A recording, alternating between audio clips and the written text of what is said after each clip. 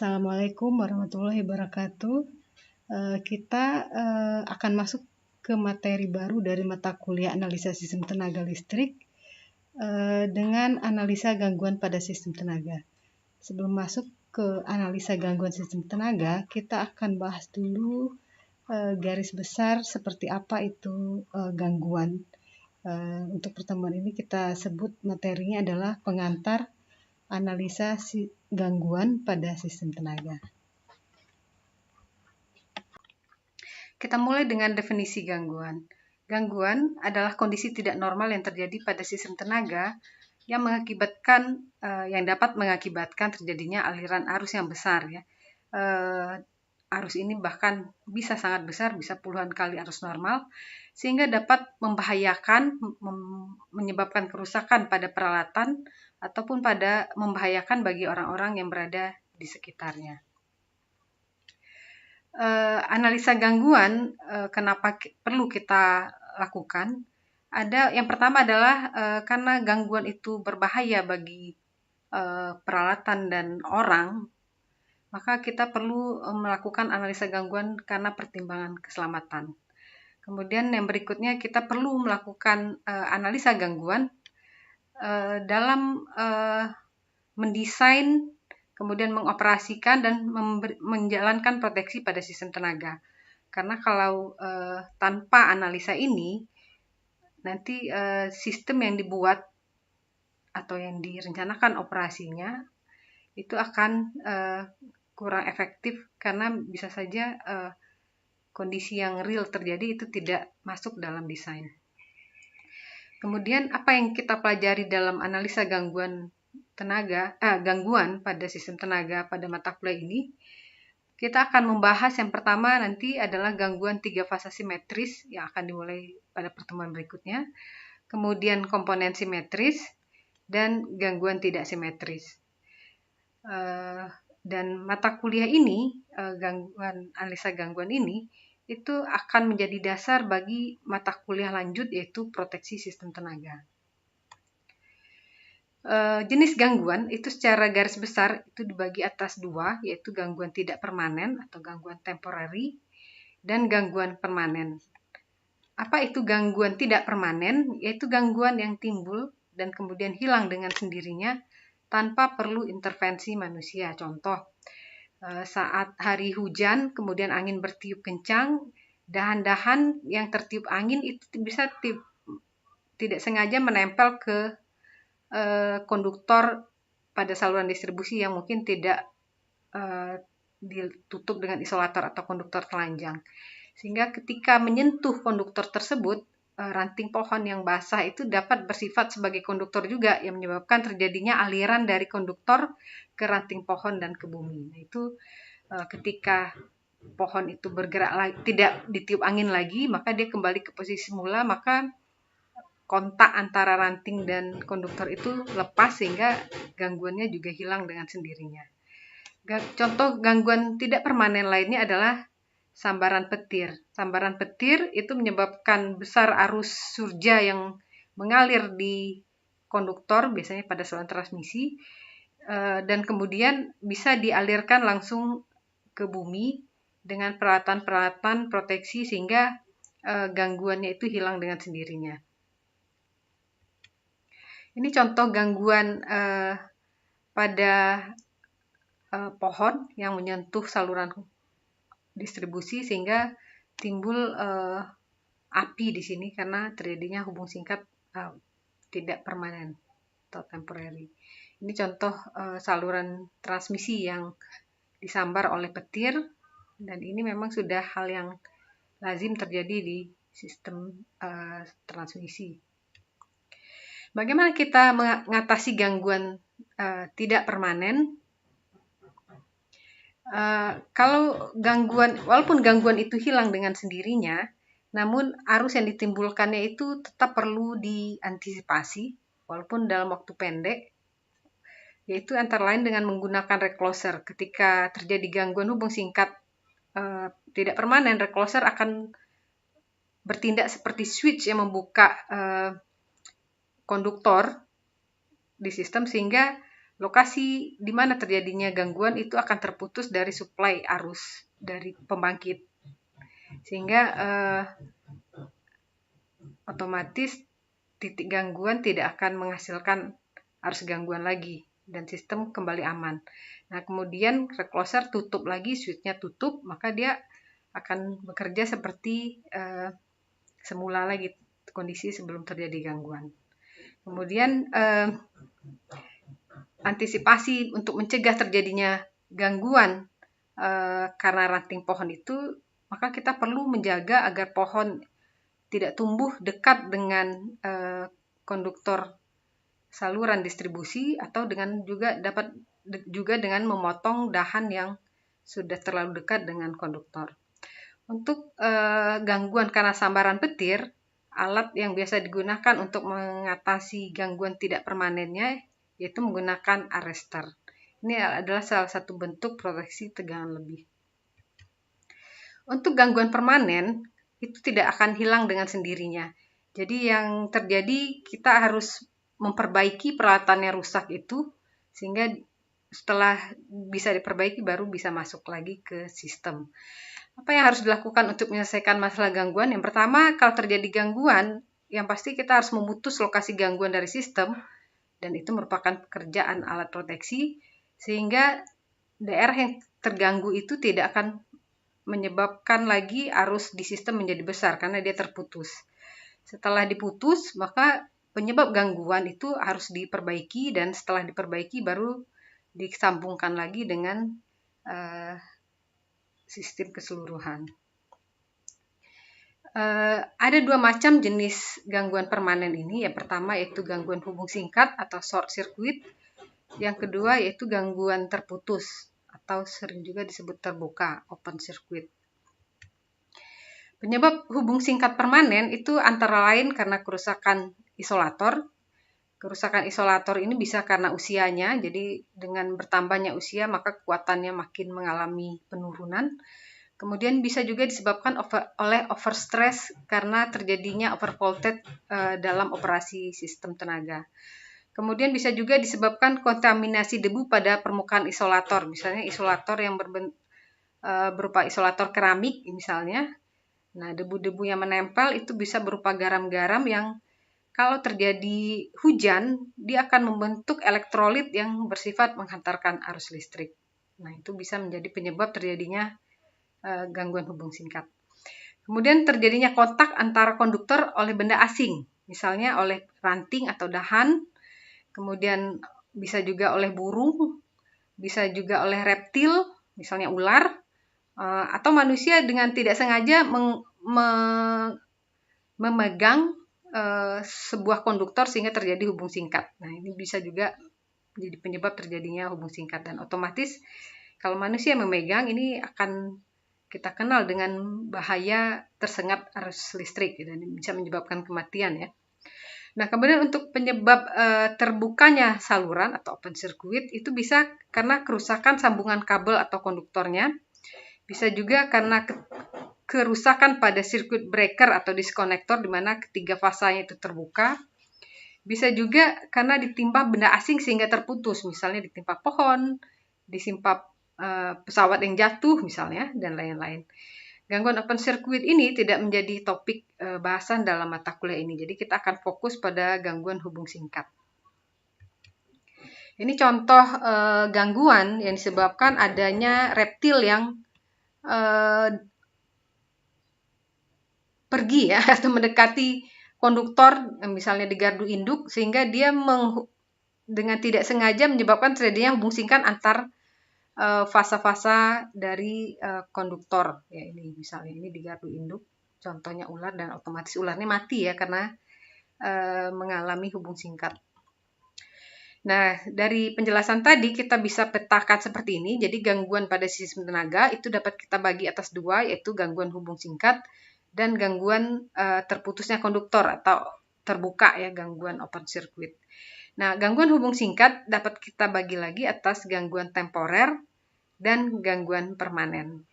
Nah, yang akan jadi bahan kajian kita pada mata kuliah ini adalah yang gangguan hubung singkat permanen. Sebenarnya antara gangguan hubung singkat permanen dan temporer itu dalam segi perhitungan itu sama saja, cuman dari segi waktunya itu akan mengalami perbedaan.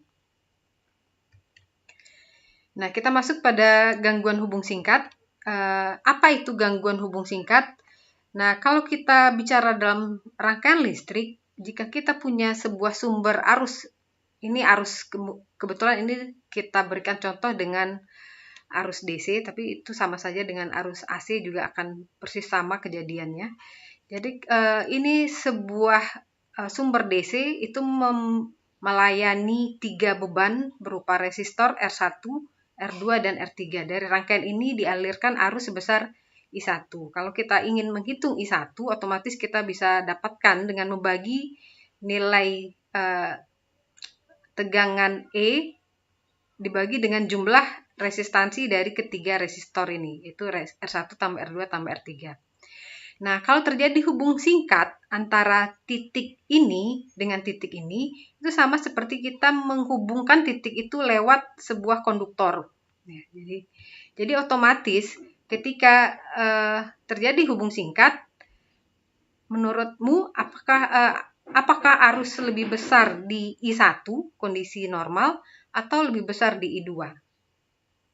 Nah, kalau terjadi hubung singkat, ketika arus mengalir di sini, kemudian bercabang di sini, arus bisa memilih lewat di konduktor merah ini atau lewat di resistor R3 ini.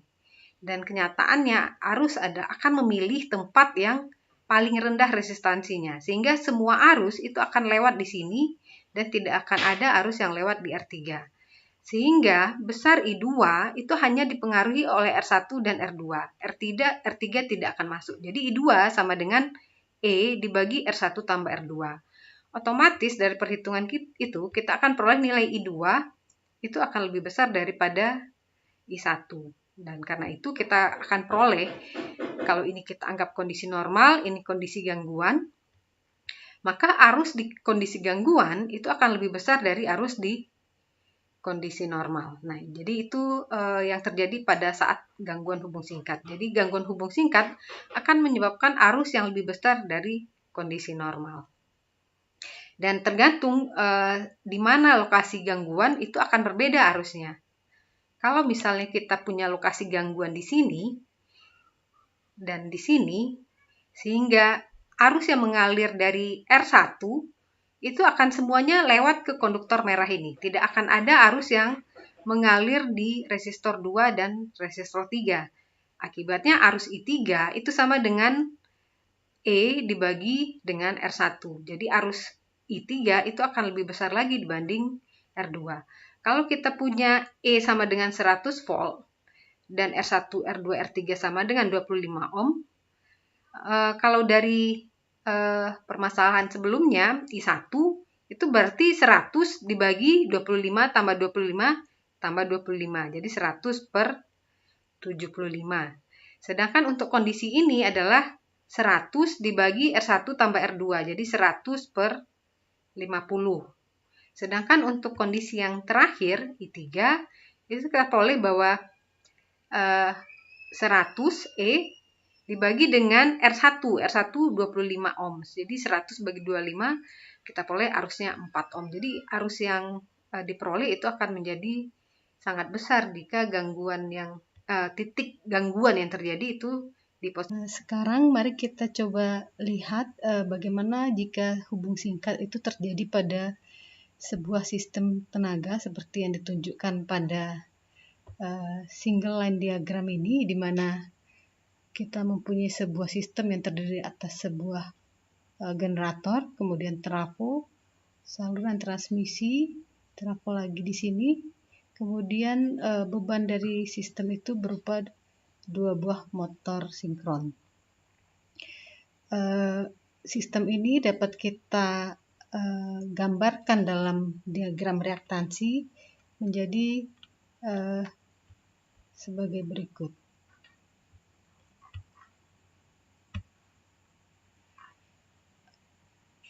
Jadi ini adalah reaktansi dari generator, ini reaktansi dari trafo 1, kemudian ini adalah reaktansi dari saluran transmisi, Ini adalah reaktansi dari trafo 2 dan ini reaktansi dari masing-masing motor. Dalam kondisi normal, arus akan mengalir dari generator sampai kepada motor. Dan besar arus itu akan ditentukan oleh berapa besar EMF yang diberikan oleh generator dibagi dengan total impedansi yang ada pada sistem. Kalau kita lihat, ini ada 1, 2, 3, 4, 5, 6 reaktansi di sini. Jadi arus yang akan mengalir itu adalah pembagian antara EMF dan total reaktansi yang ada di sini, di mana reaktansi motor ini paralel. Jika terjadi gangguan hubung singkat pada titik M di sini, maka sistem kita itu akan terhubung singkat di titik M itu ke garis netral, sehingga kita peroleh gambar seperti ini. Dalam kondisi seperti ini, arus yang tadinya mengalir dari generator dikirim ke motor itu tidak akan sampai ke motor karena dia akan mencari jalur terpendek, yaitu jalur hubung singkat ini, sehingga rangkaian akan memberikan bentuk yang seperti ini, sehingga arus yang mengalir ditunjukkan oleh garis merah berpanah ini. Jadi dari generator akan mengalir arus loopnya seperti ini. Kemudian motor pada saat beberapa cycle setelah terjadi gangguan hubung singkat itu akan bersifat seperti generator, yaitu dapat menyuplai arus gangguan dan akan menyuplai arus gangguan dengan arah yang ditunjukkan oleh garis merah ini. Dengan kondisi seperti ini, arus yang mengalir dari generator itu akan bertambah besar karena kita lihat otomatis reaktansi yang efektif dalam perhitungan arus itu hanya reaktansi 3 buah ini. Sehingga arus adalah besar EMF generator dibagi reaktansi generator, reaktansi trafo 1, dan reaktansi saluran, sehingga otomatis arus akan membesar. Kemudian arus tersebut juga mendapat tambahan suplai dari dari motor, sehingga total arus yang mengalir di titik gangguan itu akan menjadi sangat besar. Bagaimana efek gangguan terhadap hubung singkat? Mari kita saksikan video berikut ini.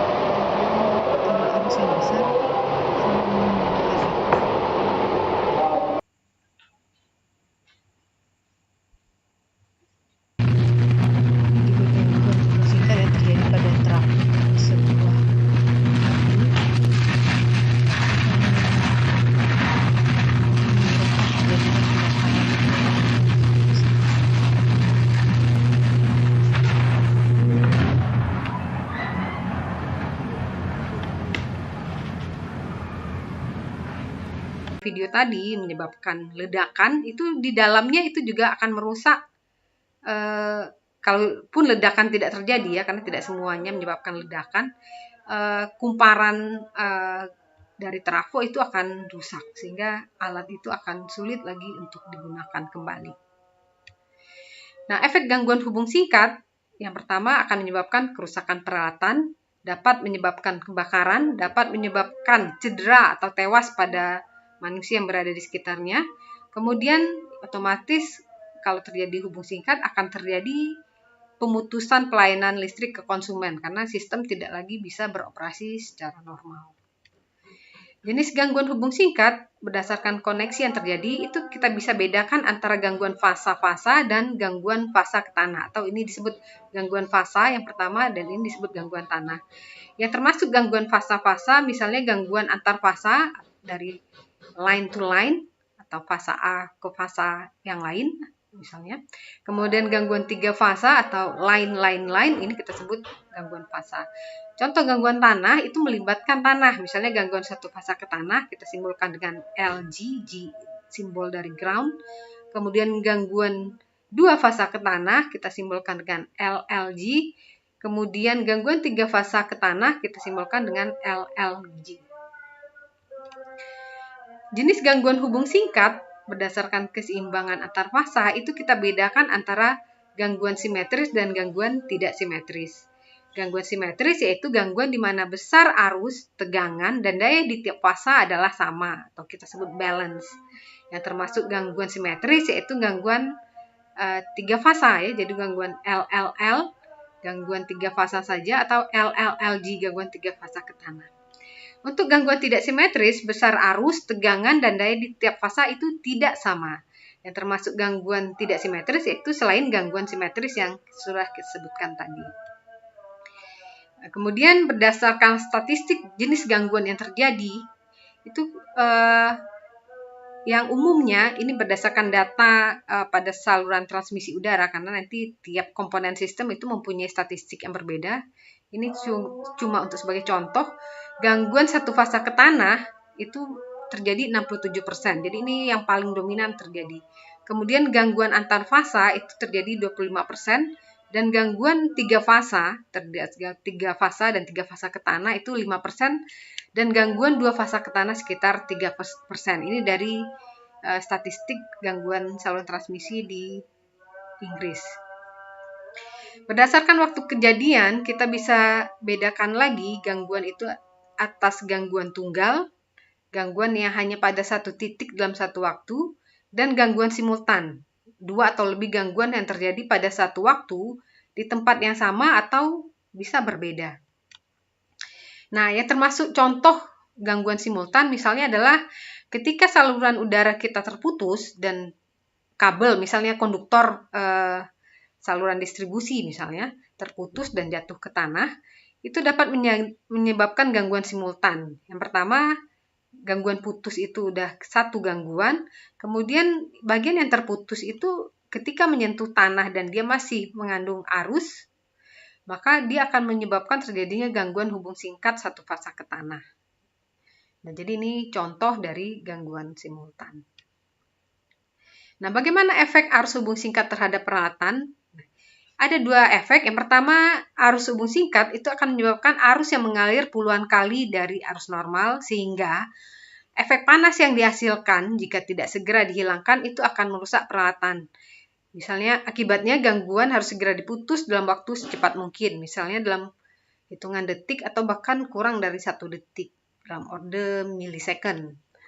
Nah, bisa juga menghasilkan medan elektromagnetik yang menyebabkan medan magnet dan tekanan mekanik terhadap peralatan, seperti konduktor, busbar, dan peralatan pendukungnya.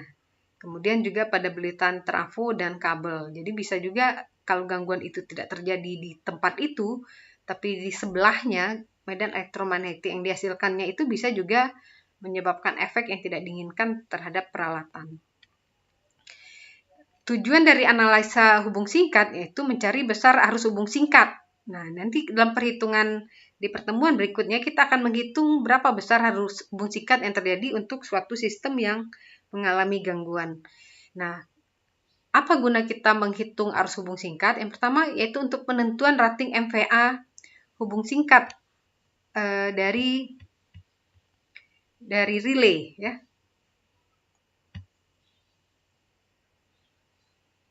Maaf.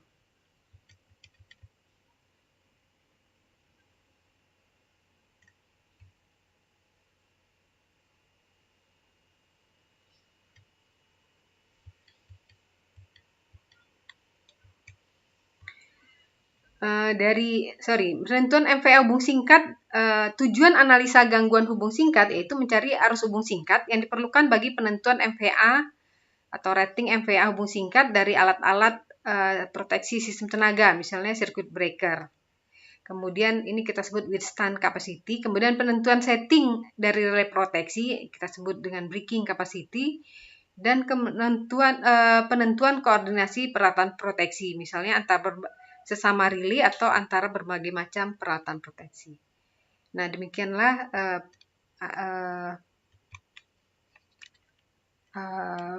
analisa kita, pengantar dari analisa gangguan hubung singkat ini. Terima kasih.